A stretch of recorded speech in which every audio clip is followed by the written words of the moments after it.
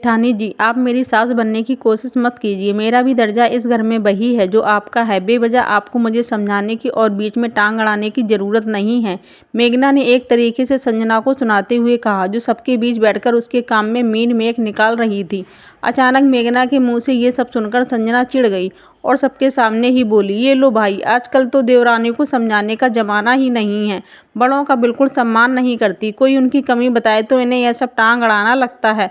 भाभी, टांग अड़ाने में और समझाने में बहुत फ़र्क होता है। समझाते समय सबके बीच बैठकर बुराई नहीं की जाती है, जो आप इतनी देर से मेरे बारे में किए जा रही हो। अगर कोई कमी थी तो आप अकेले में भी मुझे समझा सकती थी, मेघना ने कहा। अगर इतना ही सबके सामने अपनी कमी आने से डर लगता है तो गलतियां करती ही क्यों हो? क्यों मौका देती हो दूसरों के सामने बोलने का? संजना ने बेशर्मी से कहा। बड़ी बहू, चुप रहो। तुम क्या बोले जा रही हो? घर में रिश्तेदार मौजूद हैं और तुम सबके सामने ही शुरू हो गई। अगर काम में मदद नहीं कर सकती हो ना तो कलेश भी करने की जरूरत नहीं है। चुपचाप शांति से बैठ जाओ। अब की बार बुआ सास बिमला जी बोली। बिमला जी की बात सुनकर संजना चुप हो गई। आखिर बिमला जी के सामने क्या ही बोलती। वैसे भी बिमला जी का रुतबा और ओहदा दोनों ही ऐसा था कि उनके सामने कोई नहीं बोलता था। खुद ससुर रमन जी की उनकी कोई बात नहीं टालते थे। रमन जी के 2 बेटे और 1 बेटी थी। दोनों बेटे अच्छी नौकरी करते थे और दोनों बेटों का विवाह हो गया था। बड़े बेटे गगन का विवाह संजना के साथ और छोटे बेटे मानव का विवाह मेघना के साथ हुआ था। वही ननंद सुबी की आज सगाई थी। बेटों की शादी के समय तो रमन जी की पत्नी थी, उन्होंने सब कुछ संभाल लिया था, लेकिन 1 साल पहले उनका भी देहांत हो गया था। तो ऐसे में बिमला बुआ को उन्होंने पहले ही हर काम के लिए बुला लिया था। उन्हें आए हुए भी लगभग 1 सप्ताह हो चुका था। बिमला बुआ रमन जी की बड़ी बहन थी। वो अपनी सभी जिम्मेदारियों से मुक्त हो चुकी थी। घर में बेटे बहू पोते पोती सब थे। बेटे बहू भी सब अच्छे थे। तो अपने मामा जी की स्थिति देखकर उनके बेटे बहू ने उन्हें आराम से 1 महीने यहाँ रुकने के लिए कह दिया। आखिर 20 दिन बाद ही सुबी की शादी थी।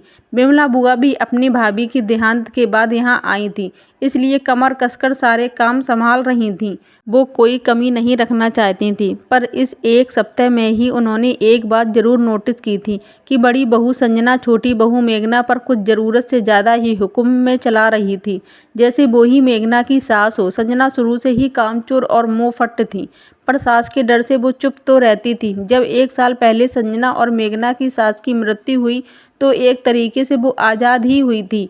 ऊपर से आए गए लोग हमदर्दी जताते हुए उससे यही बात कहते, अब तुम घर की बड़ी हो, अब सब कुछ तुम्हें ही संभालना है। इस पर सोने पर सुहागा कि ससुर जी घर के कामों के लिए तो मेघना को आवाज़ देते, लेकिन पैसे टके घर के राशन वगैरह के लिए संजना को आवाज़ देते। बस ये देखकर अब वो खुद को ही घर की मालकिन समझने लगी, मेघना पर हुक्म चलाने लगी। जब 1-2 बार मेघना ने कहा तो रमन जी ने जवाब दिया, छोटी बहू संजना घर की बड़ी बहू है, वो जो कहती है कर लिया करो, घर की एकता के लिए ज़रूरी है। यह सुनकर मेघना तो चुप हो गई, लेकिन संजना की हिम्मत बढ़ गई और धीरे धीरे घर के काम की सारी जिम्मेदारी उसने मेघना पर ही डाल दी। ना सिर्फ जिम्मेदारी डाली थी, बल्कि वो तो अब उसे सुना भी देती थी। भला मेघना भी क्यों सुने? इस कारण कई बार मेघना और संजना में तकरार तक हो जाती थी, लेकिन संजना तो समझने का नाम ही नहीं ले रही थी। हर बार संजना बस एक ही बात कहती थी, अब ये घर मेरा है, ये मेरी जिम्मेदारी है, इसके सही और गलत के बारे में सोचना, इसलिए जैसा मैं कहूँ वैसा करना पड़ेगा। ये सुनकर मेघना और भी चिढ़ जाती, दीदी घर तो सबका बराबर ही है, मम्मी जी मरते समय ये आपके नाम लिखकर नहीं गई थी। लेकिन संजना उल्टा बात का बतंगड़ बना देती। मेघना भी बराबर लड़ सकती थी, लेकिन सुबी की आंखों में आंसू देखकर वो चुप हो जाती। आखिर सुबी उसके मन की हर बात मेघना से ही तो कहती थी। संजना को तो उससे कुछ खास लगाव था नहीं। खैर, जब सुबी की शादी पक्की हुई तब बिमला बुआ को रमन जी खुद उनके घर जाकर लेकर आए थे। तब उन्होंने बताया था कि घर का माहौल सही नहीं रहता, आजकल बहुओं में तकरार हो जाती है, इसलिए तुम ही आकर सब संभालो। बिमला बुआ ने पहले दिन ही भाप लिया कि संजना अपने आप को घर की मालकिन समझने लगी है। अब वो खुद को मेघना की जिठानी नहीं बल्कि सास समझने लगी है। ऊपर से सुबी ने भी कई बातें बताई जिससे उन्हें समझ में आ गया कि गलती रमन जी की भी है। अब आज सुबह की सगाई थी। सारे प्रोग्राम के बीच में संजना मेघना पर कुछ न कुछ ताने कसती रही, पर काम ना बिगड़ जाए इसलिए मेघना चुप रही। लेकिन जब लड़के वाले रवाना हो गए और घर में कुछ खास रिश्तेदार ही बचे, तब मेघना ने संजना को जवाब दे ही दिया। खैर, बिमला बुआ ने बीच में बोलकर बात को वहीं ख़त्म कर दिया। लेकिन ये देखकर रमन जी ने उनसे कहा, देखा, मैंने कहा था ना, यही सब हो रहा है हमारे घर में। दोनों बहुएं कब तकरार करने लग जाती हैं, पता ही नहीं चलता। भाई, गलती सारी क्या बहुओं की है? बड़ी बहू में बिल्कुल भी बड़प्पन नहीं है, तो भला छोटी बहू कब तक सुनती रहेगी? फिर ऊपर से आप घर की एकता के लिए छोटी बहू को ही झुकने को कह रहे हो। भला ये कैसे संभव है? गलती तुम्हारी भी तो है। बिमला बुआ ने कहा, दीदी मेरी क्या गलती? रमन जी ने सवाल किया। जब तुमने खुद घर में देखा कि बड़ी बहू छोटी बहू पर बस हुक्म चला रही है और घर के कामों में उसकी मदद नहीं कर रही है, तुम्हें उसी समय बड़ी बहू को रोकना चाहिए था।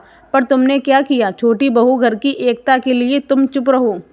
छोटी बहू को सिर्फ घर के कामों के लिए बुलाया जाता है, जबकि बड़ी बहू को पैसे टकों बाजार के कामों के लिए। क्यों, कहीं लिखा है कि घर की छोटी बहू ही घर का काम करेगी? घर की बहुओं में इतना भेदभाव क्यों? बिमला बुआ ने कहा। तो रमन जी को अपनी गलती का एहसास हुआ। तो दीदी, मैं एक काम करता हूँ, मैं घर के काम बराबर बांट देता हूँ और पैसे टकों का काम भी कभी छोटी बहू कर लेगी तो कभी बड़ी बहू कर लेगी। ये सुनकर बिमला बुआ हंसते हुए बोली, करके देख ले भाई, मुझे तो नहीं लगता कि अब ये सफल होगा, क्योंकि बड़ी बहू को अब हुक्म चलाने की आदत हो गई है, आज़ाद रहने की आदत हो गई है। भला अब वो बहू की तरह काम क्यों करेगी?